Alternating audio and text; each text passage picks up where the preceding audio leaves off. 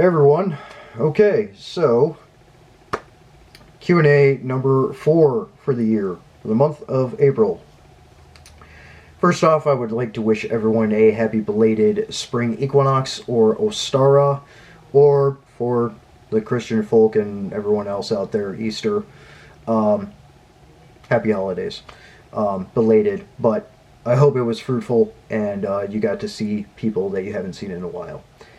That aside, couple of things. So again, as a reminder, community tab, community section of my YouTube channel. That's where at the beginning of each month a post will go up. Usually I have a meme or something with it that'll say Q&A stuff. That thread, you leave a comment there to ask a question or a couple, whatever, and I will answer them in the Q&A video for that month. These seem to be going well so far, and I appreciate everyone being involved and participating and asking good questions, so I'm going to keep that going. The other thing, I notice there's usually like 3 or 4, like I'll get new subscribers, usually like 3 or 4 at a time sometimes, and then I'll lose like 3 subscribers. Go read the About section of my channel. I don't pigeonhole myself to one type of topic or content, material, that kind of thing. I do whatever the hell I want on my channel. I'm involved in a lot of bands and music stuff. I'm involved in the professional industry side with tactics and private military, professional military operations and activities and training and all that stuff. And then really whatever else the hell I want to talk about, you know, including some comedy stuff and stuff too. So kind of a jack of all trades, master of some kind of thing here, but I do whatever the hell I want on my channel, so that may confuse some people, but diversity is the spice of life here. So thank you for everyone who has subscribed. Okay, so let's get to the questions here. It's been about just over a week, and there hasn't been any new questions, so I'm going to go with these. And again, everyone that asked a question, I will be tagging you in the description, so people go check out their channels too. And yeah, I appreciate all the great questions, so here we go. First one, brother, one round left, coming through again with another great question. Do you prefer an LPVO or a dot with a magnifier? Actually, neither. My first primary choice when it comes to an optic would be an RCO, a rifle combat optic. So, Trijicon ACOG, primary arms, SLX, 5x36, optic sights like those. That's where I have the most background besides iron sights, just professional capacity and just what we use and what we're given, and then some with holographic sights like EOTech or say your Vortex UH1 Huey, which I have one of those. Primarily though, I prefer an RCO, rifle combat optic. That's just what I'm used to, but of these two I would go with an LPVO. I have more experience with more traditional scopes as well. So I like the LPVO for that. You do have the variable distance and range capability and magnification and stuff.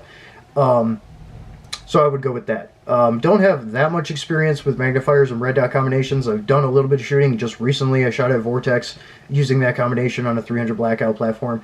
It was cool. It took a little bit of getting used to, but I would prefer an LPVO over those two specific types of options. So that's what I would go with. But an RCO first.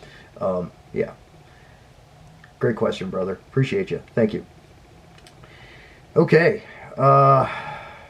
Next 3 questions from Insane Goal, my brother from Finland. I hope you're doing well. Thank you for the questions, man. You always have good ones, too. First question, what is one thing you could not live without? I mean, are we going to be literal and a little facetious here? You know, to say something like, oh, oxygen or my eyesight. But other than that, music. Definitely music. Couldn't live without music. It's a universal language, and it's a combination of things that just makes life better and more enjoyable. Everyone listens to music in some form or another.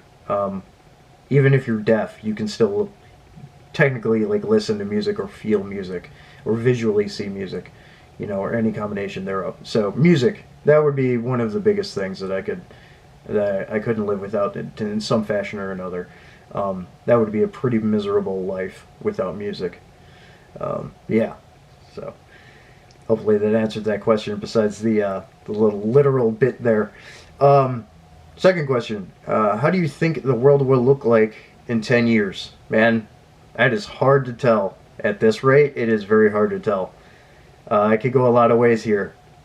We could spiral into a full-on kinetic global conflict again. It could just continue as it is with economic turmoil and these proxy conflicts that are happening all over the place. We could actually get some good leadership in our nations and things could improve, which is obviously what I hope for.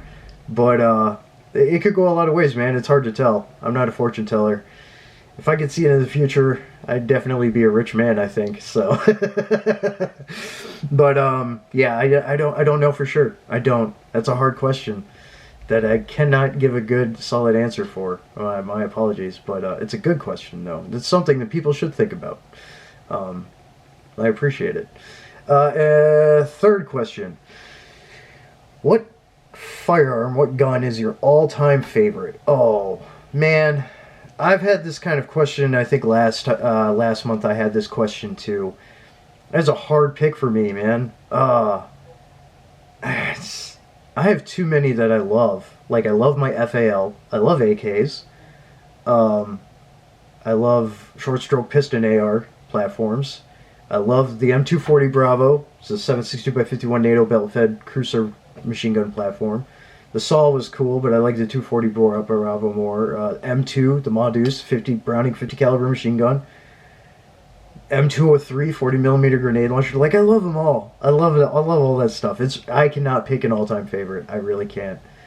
MG3, or what used to be the MG42, but the MG3 and modern variants, that's a really sick belt-fed system too. Those are some of my favorites, I'll say, because I don't have one all-time favorite. It's impossible for me. There's a few that I really, really like. So hopefully that answers the question. If you ever come to the States, we'll go shoot, man. You'll have a good time. I know you got experience being in the Finnish Jaegers, so yeah, you'd have a lot of fun here, man. You're welcome anytime, by the way. Perkele bonus. Try to pronounce this Finnish word. Oh shit. Lentokone soi kuturbini pumekanikoli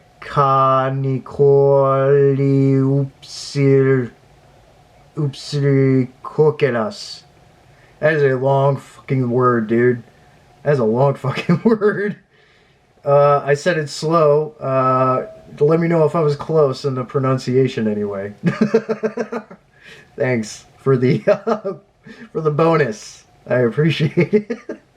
That was a crazy word, man. Finnish is such a crazy language. I'm still trying to learn it. That's wild, dude.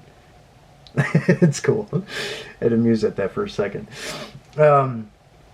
Okay. Let's see. Next person with the next question. Oh. MD, my brother, you know where you're at. Nazgul.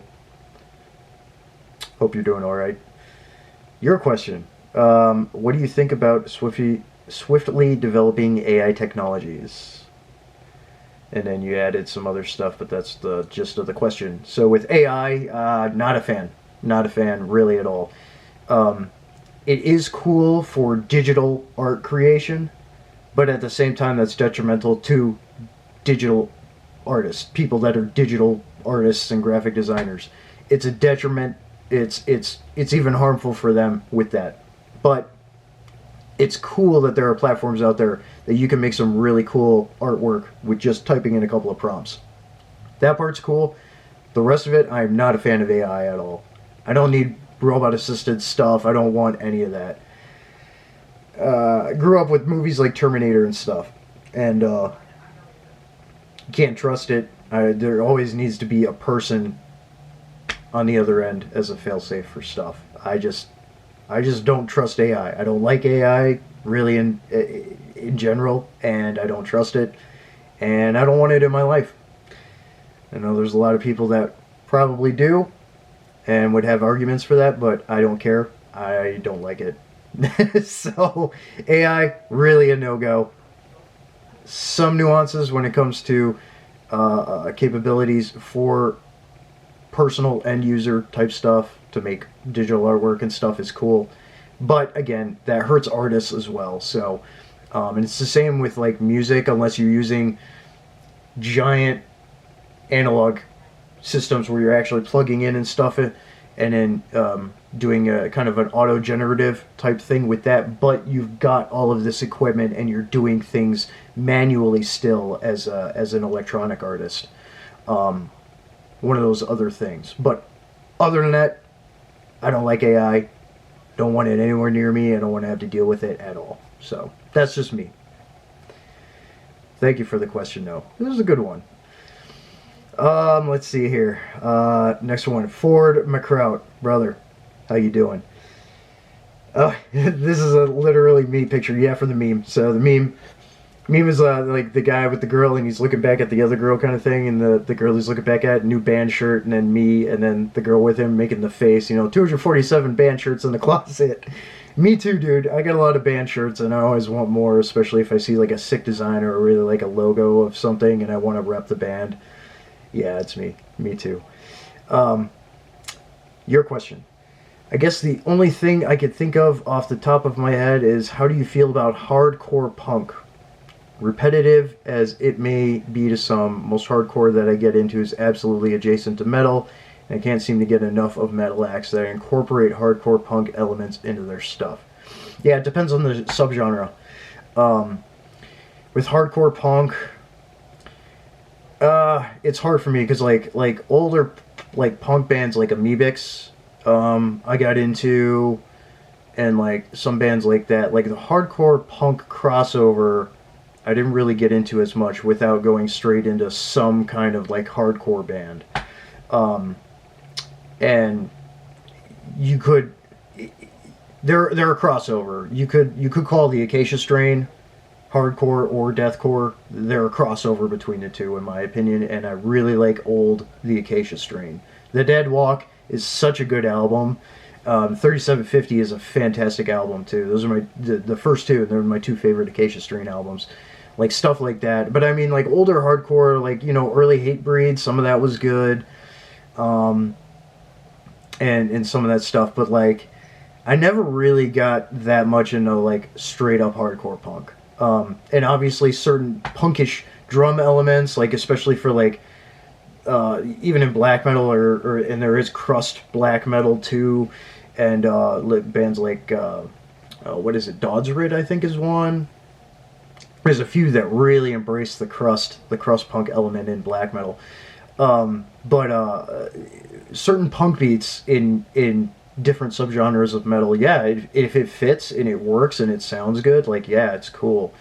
Like metalcore too. I mean, I grew up with metalcore just as much as death metal and black metal straight up, and then like brutal death metal and stuff. So like, but like metalcore, there are punk elements there, quite a few. So yeah, it works. It works well in that influential implementation or in a crossover element. Other than that, I don't really listen. I've never really got into straight up hardcore punk. Wasn't really my thing. Early on, I was exposed to Slayer and Cannibal Corpse and everything, and then some black metal like Emperor and all that. So those are the routes that I went. Didn't get too much into the hardcore punk or even punk in general, really too much. Again, besides bands like Amoebics and stuff. Yeah, but there's some good elements that are used in metal otherwise. So, yeah, hopefully that answers your question. Didn't really get into it too directly, but I mean, obviously you see the influence in subgenres across the board. So if it works, it works. So yeah, it's cool. It's cool stuff. So I appreciate the question, man. That was a good one. That was a good question. Everyone had good questions today. Hopefully I answered them all in a fairly succinct way that people can live with. So, yeah, it was some good questions. So I appreciate all of them, and I appreciate all of you, and I appreciate everyone watching. And again, I'm going to tag everyone that asked questions. I will tag you in the description, and yeah, that's it for now. So that was the Q&A for the month of April, and the next one, again, community post will go up at the beginning of next month, and in that thread, in the comments, just leave your comment, you leave your questions, and I will answer them in next month's video. So thanks again for everyone who asked a question, and thanks again for watching. Metal up. Out!